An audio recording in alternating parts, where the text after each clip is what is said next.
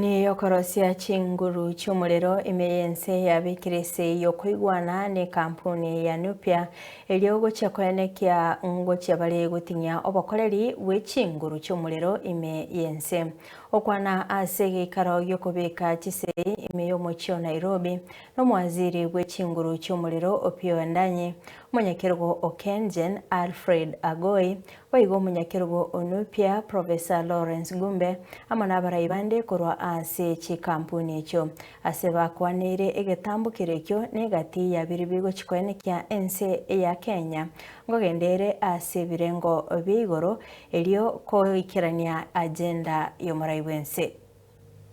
The MOU is going to set out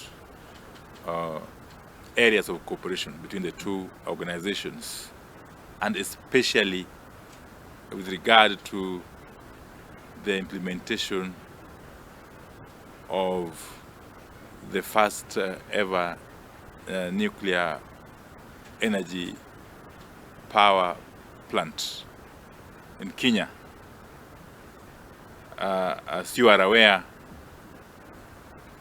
His Excellency the President has time and again proclaimed that Kenya needs to move to the first world status. Kenya needs to become a first world economy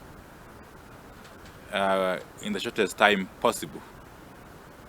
And one of the enablers for that transition to happen is the availability of adequate, reliable, clean, and affordable energy.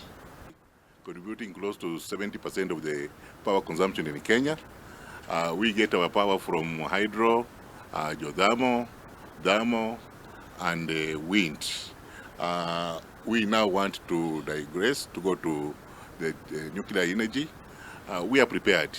When the president announced that he needs 10,000 megawatts of power within 10 years, we knew that that's a responsibility that KenGen must take, being the biggest power generator.